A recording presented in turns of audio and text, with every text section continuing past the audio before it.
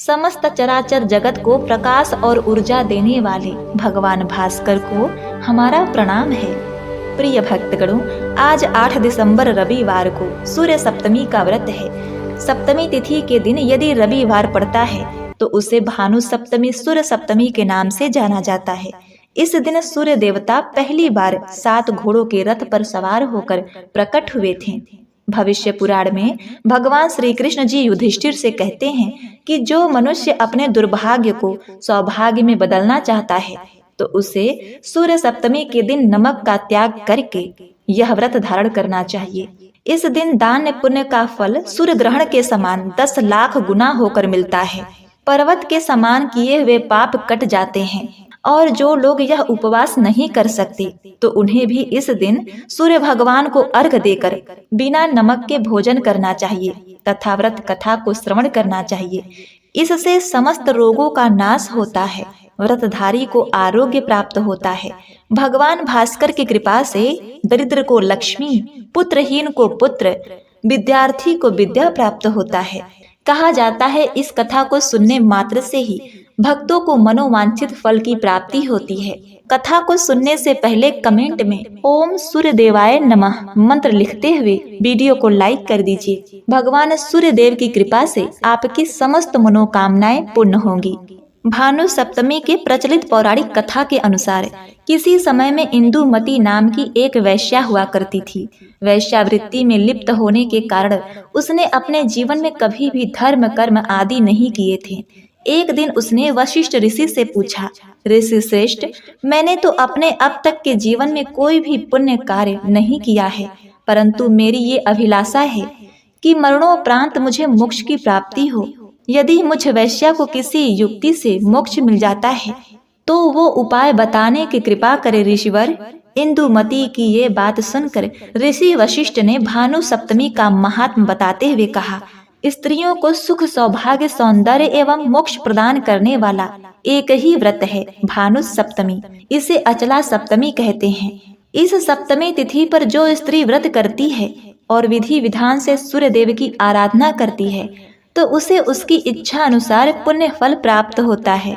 वशिष्ठ जी आगे बोले, यदि तुम इस जीवन के उपरांत मोक्ष पाना चाहती हो तो सच्चे मन से ये व्रत पूजन अवश्य करना, इससे तुम्हारी मनोकामना पूर्ण होगी। अतः हे इंदुमती, इस व्रत को भगवान श्री कृष्ण के पुत्र सांब ने भी किया था। रुक्मणी तथा श्री कृष्ण के अन्य पत्नियों से संतान उत्पन्न हुई, किंतु जामवती अकेली संतान को जन्म नहीं दे रही थी। अपनी सह पत्नियों की संतानों को देखकर जामवंती दुख से भर गई। एक दिन वह कृष्ण जी के समक्ष गई तथा उनसे प्रद्युम्न जैसा पुत्र देने की प्रार्थना की। यह सुनकर श्री कृष्ण उस पर्वत पर गए जहाँ उपमन्यु नामक मुनि तपस्या कर रहे थे तथा मुनि को अपना गुरु बनाकर उनकी सलाह के अनुसार परम शिव के समक्ष तपस्या की। उन्होंने कपाल तथा मुनि का दंड धारण करके 1 माह तक तपस्या की। दूसरे माह में उन्होंने केवल एक पैर पर खड़े होकर केवल जल पीकर तपस्या किया। तीसरे माह में श्री कृष्ण जी ने केवल वायु का आहार लेकर अपने पंजों पर खड़े होकर तपस्या की। जब इस अवस्था में 6 महीने तक तपस्या जारी रही तो परम शिव शांब अर्धनारीश्वर के रूप में प्रकट हुए और पूछा कि उन्हें क्या वरदान चाहिए। श्री कृष्ण जी ने अपनी इच्छा बताई। शिव जी ने कहा कि जामवंती को एक पुत्र की प्राप्ति होगी। जल्दी ही जामवंती ने एक पुत्र को जन्म दिया। बच्चे का नाम सांब रखा गया। बड़े होकर सांब बड़े ही आकर्षक थे। रूप, रंग और कद काठी में श्री कृष्ण जी के समान ही थे। उनके रूप के कारण श्री कृष्ण जी की कुछ रानियां उन पर आकृष्ट हो गईं। उन्हीं में से एक रानी नंदिनी ने एक दिन सांब की पत्नी लक्ष्मणा का रूप धारण कर सांब के कक्ष में पहुंचकर उन्हें आलिंगन में ले लिया। उसी समय श्री कृष्ण जी ने उन दोनों को उस अवस्था में देख लिया और पूरी बात की जानकारी ना होने के कारण अंत में भगवान श्री कृष्ण जी का क्रोध चरम पर पहुंच गया। उन्होंने कहा, मुझे तुमसे इतनी घृणा हो गई है कि मैं तुम्हें श्राप दे रहा हूँ कि तुम्हें कोढ़ हो जाए। सांब को तुरंत कोढ़ हो गया।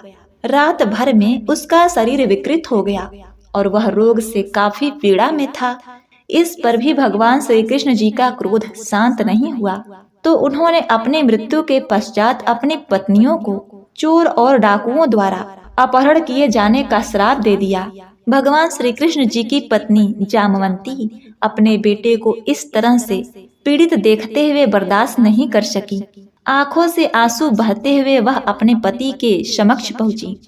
उन्होंने कहा, हे भगवान, मैं सांब को इस तरह दर्द में नहीं देख सकती।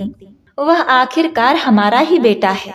श्री कृष्ण जी ने नरमी दिखाई और अपने बेटे सांब से कहा, ठीक है, तुम्हें स्वस्थ होने के लिए सबसे पहले सूर्य देव की प्रार्थना करनी चाहिए। तुम्हें सूर्य सप्तमी का व्रत करना चाहिए। फिर तुम्हें चंद्रभागा नदी में स्नान करना होगा।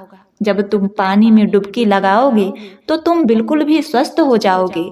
इस समय तक सांब उठ भी नहीं पा रहे थे, तो उसने दयनीय भाव में पूछा, पिताजी, मैं इस हाल में वहां कैसे जा सकता हूँ? तब भगवान श्री कृष्ण जी ने कठोर स्वर में उत्तर दिया कि तुमको ही नदी पर अकेले जाना होगा। सांब ने श्री कृष्ण जी से विनती की, मुझे पता है कि आप में मुझे ठीक करने की क्षमता है, कृपया अपना श्राप हटा लें। भगवान श्री कृष्ण जी ने कहा, मैं तुम्हें ठीक नहीं कर सकता हूँ। जामवंती ने अपने पति से अनुरोध किया कि आप उसकी बीमारी का कारण है, इसीलिए आपको उसे नदी पर ले जाना चाहिए, जहाँ उसके रोग का निवारण हो जाए। अंत में भगवान श्री कृष्ण जी अपने पुत्र को नदी पर ले जाने के लिए सहमत हो गए। क्योंकि सांब अब चल नहीं सकते थे, तो श्री कृष्ण जी ने उन्हें अपने गोद में उठा लिया। जब वे नदी के तट पर पहुंची, तो सांब ने सूर्य भगवान से प्रार्थना की और फिर नदी में प्रवेश किया। श्री कृष्ण जी ने अपने बेटे को पानी में नहलाया। पुराणों के अनुसार उसके बाद सांब ने चंद्रभागा नदी के किनारे मित्रवन में सूर्य देव का एक मंदिर बनवाया और 12 सालों तक सूर्य देव की कड़ी तपस्या की। कहते हैं कि सूर्य देव ने सांब की तपस्या से प्रसन्न होकर उसे कोढ़ से मुक्ति पाने के लिए चंद्रभागा नदी में स्नान करने को कहा। आज भी चंद्रभागा नदी को कोढ़ ठीक करने वाली नदी के रूप में जाना जाता है। मान्यता है कि इस नदी में स्नान करने वाले व्यक्ति का कोढ़ जल्दी ठीक हो जाता है। तो प्रिय भक्तों, यहाँ पर कुछ मूढ़ व्यक्ति सांब और नंदिनी के चरित्र पर संदेह करते हैं, किंतु ऐसा नहीं है। इस घटना की 2 बड़ी सुंदर व्याख्या की गई है। पहली तो ये कि नंदिनी ने सांब को पुत्रवत अपने आलिंगन में लिया था, कामवश नहीं।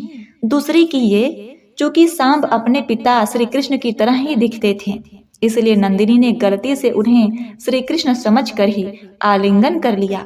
इतना कहते हुए वशिष्ठ जी आगे बोले, यदि तुम इस जीवन के उपरांत मोक्ष पाना चाहती हो तो सच्चे मन से यह व्रत पूजन अवश्य करो, इससे तुम्हारी मनोकामना पूर्ण होगी।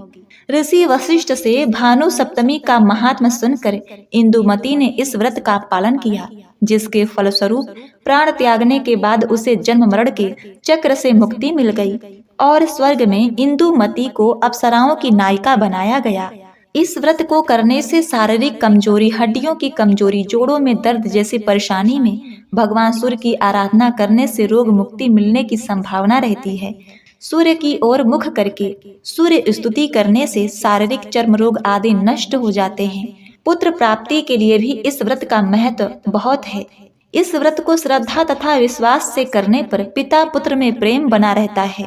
इस दिन किसी जलाशय, नदी, नहर में सूर्योदय से पूर्व स्नान करना चाहिए। स्नान करने के बाद उगते हुए सूर्य की आराधना करनी चाहिए। भगवान सूर्य को जलाशय, नदी अथवा नहर के समीप खड़े होकर भगवान सूर्य को अर्घ देना चाहिए। दीप दान का विशेष महत्व बताया गया है।